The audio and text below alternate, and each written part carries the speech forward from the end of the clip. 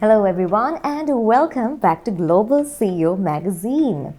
In today's rapidly evolving financial landscape, effective risk management has become more important than ever before. It plays a crucial role not only in protecting financial institutions but also in enabling growth, stability, and confidence in the banking sector. And today we are joined by a leader who brings extensive expertise in this area. We are pleased to be joined by Mr. Ruwan Samarakkody, the Acting Chief Risk Officer at the Bank of Ceylon. Hello, Mr. Samarakkody. It's a pleasure to have you here at Global CEO Magazine. Now, first and foremost, our heartiest congratulations to you on being appointed as the Acting Chief Risk Officer. It's a pleasure to have you here. Now, with his appointment as the Acting Chief Risk Officer, he has the responsibility of guiding the bank's risk strategy in this very complex and evolving environment. So my very first question to you for today is, sir, how would you describe your overall approach toward managing credit risk in today's evolving banking environment? First, I'm thanking for inviting me. My overall credit risk management approach: prudence, foresight, and balance. In today's evolving environment, especially economic uncertainty, regulatory expectations, as well as the customer behavior changes, I view credit risk management as both a protective function and also the strategic partner to the business. My focus is maintaining a well-defined risk appetite and also strong credit governance and disciplined underwriting standards, while ensuring that risk frameworks are normally dynamic and forward-looking. This includes rigorous portfolio monitoring, stress testing, and also our early warning systems. My main focus is any vulnerability before they crystallize into losses should be identified. At the same time, as a leading state-owned bank with a national development role, I believe effective credit risk management must support sustainable economic growth. Therefore, my main attitude is to encourage informed and well mitigated risk taking rather than risk avoidance. That's ensuring alignment with the bank's long-term strong and capital strength. Overall, I approach credit risk management with the mindset of accountability, transparency, and collaboration with all stakeholders, business units, management, board, and the regulators. One of the key foundations of effective risk management, I believe, is knowing how much risk an organization is willing to take in the pursuit of growth. So, Mr. Samarakkody, how critical is a clearly defined risk appetite when balancing profitability with prudent risk management? Yes, you mentioned correctly. A clearly defined risk appetite is absolutely critical to achieving sustainable growth in the bank. Risk appetite sets clear boundaries on the level of and types of risk, levels and types of risk willing to accept in pursuit of its objectives, in our bank objectives.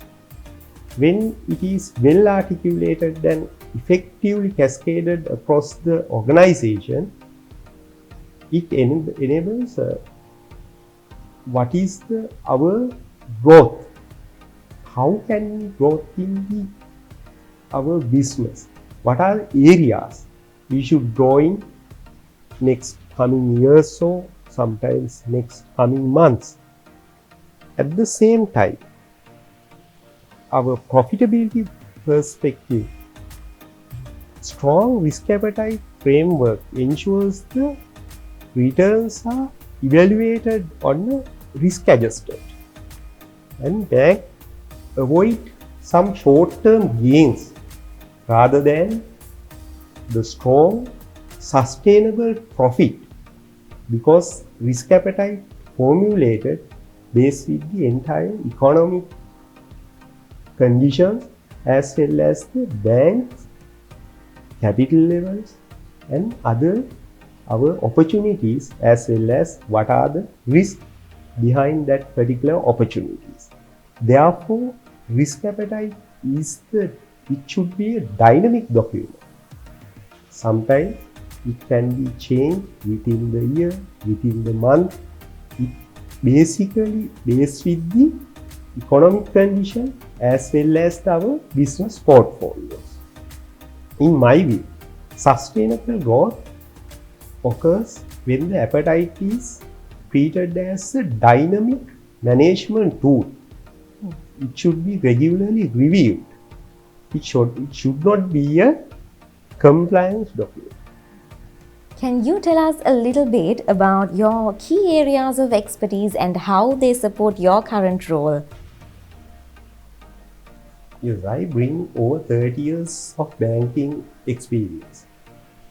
With my basic experience relating to the retail banking, then I have operational risk management experience and also market risk management experience, and I overall manage the enterprise-wide risk. Therefore, I have the enterprise-wide risk management experience. My background in retail banking gives me a practical understanding of customer behavior, credit cycles, and frontline decision making. And I have extended operational risk management experience. I have focused about the internal controls, process risk and resilience, which is critically safeguarding the bank execution, other type of reputational risk and also a conduct risk. In addition, my market risk experience, especially interest rate risk, balance sheet risk and liquidity management, it has directly linked to how to manage the bank's performance during the high vulnerable economic conditions. And I have the extensive enterprise risk management exposure, where I focus on integrating risk appetite, governance, ICAP, stress testing, and capital planning across the organization. It will help to how I framework my risk management approach with the bank strategy and how it will bring much more things to our bottom line, as well as the regulatory perspective, how I can maintain well-regulated risk management framework within the bank, and it should be help to our bottom line also.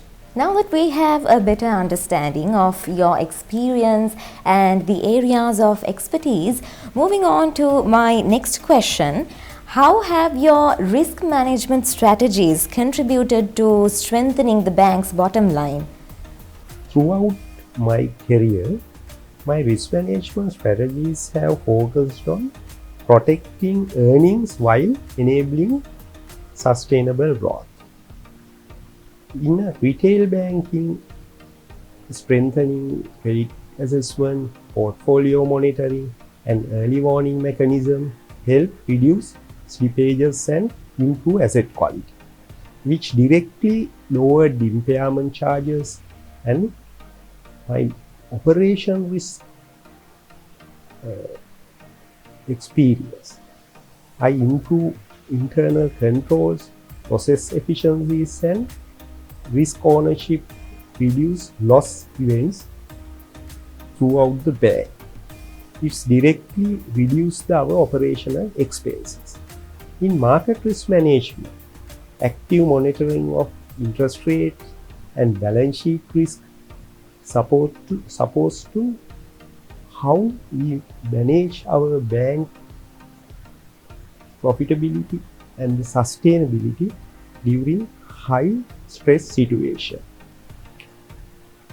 In overall, enterprise risk management help to sound governance practices, clear risk appetite limits, independent oversight, and timely management reports.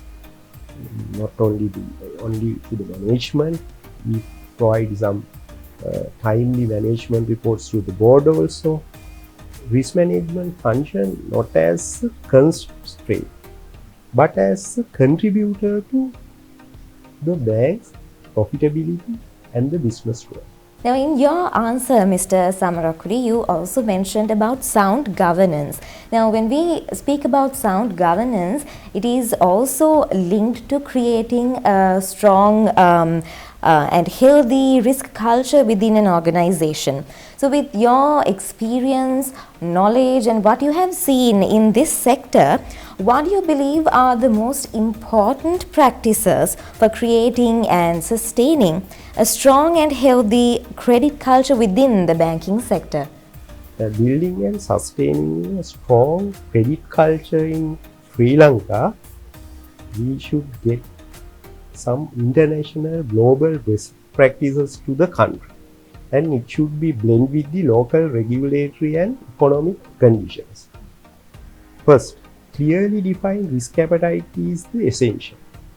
This set boundaries for including some concentration and some portfolio exposures, and also I should focus about the robust credit governance and independent oversight.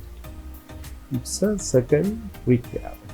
And also adherence to sound underwriting standards and portfolio diversification principle, which also helps to maintain a sustainable credit culture. And also alignment with regulatory and international standards, including Basel guidelines, IFRS 9 impairment frameworks, and also some regulations comes from the local regulators. It should be provide the strong credit culture to the organization. Now, since you also mentioned about regulators in your answer, I will ask you a question related to that area. Now, if we take any organization, banks, financial institutions, they don't operate in isolation. There are so many stakeholders involved. And even when you take the stakeholders, one of the most important are the regulatory authorities. So, you have to collaborate with the central bank and the other relevant regulatory authorities. So, to what extent does this collaboration with regulatory authorities influence your decision making in this role? As a framework level, regulatory guidance and supervisory expectations help inform to design our risk appetite, governance structure, capital adequacy assessment, and stress testing methodologies, and also their expectation and their guidelines provides to the bank maintain the prudent standards and also systemic stability. On a day-to-day basis, our normal business decisions, this collaboration promotes discipline, transparency, and consistency in risk decision, particularly in areas such as credit concentration, asset quality, liquidity, and operational resilience. At the same time, I view the relationship as a two-way dialogue. While we fully comply with the regulatory requirements, we also exercise independent judgment, especially what is the specially focus about our bank. It should be come from the our side. What is the risk profile, and also what is the opportunity in our macroeconomic level. Overall, open and proactive engagement with the regulators strengthen governance, enhance credibility, and support timely, well-informed risk decisions, ultimately contributing to the bank's stability as well as the long-term sustainability. We all know that the banking and finance sector is evolving every single day. It's changing every single day. So it's very important as a leader in a bank, it's very important that we keep up with these changes. It's important that we anticipate and identify the future risks and trends.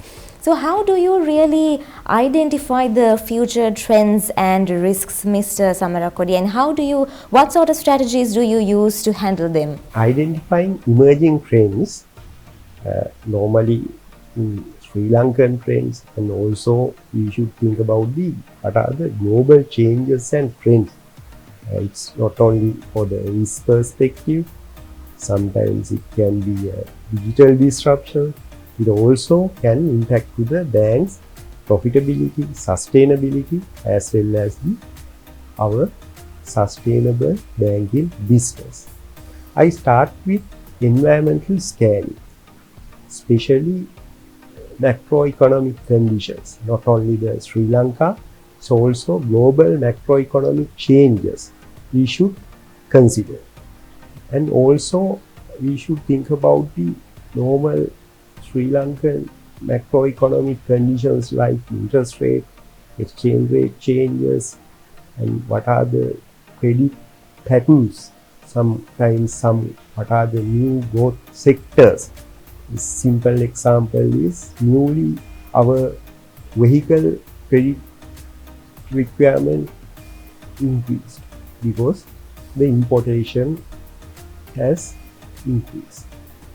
And the same time, internally, I rely on data-driven decision making, especially early warning signals and stress testing, and also scenario analysis. We should think about what should think in future. We can get some idea through stress testing and scenario analysis. To mitigate risk proactively, normally we should consider about our risk appetite and how can we adjusting according to the external environment, and also strengthening the credit standards, underwriting standards, and also enhancing our operational and market behaviors.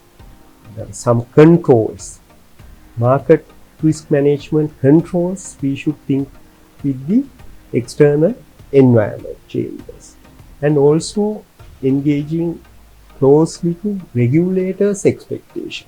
Sometimes they have changed our existing regulations, and drastically it will impact to our bottom line.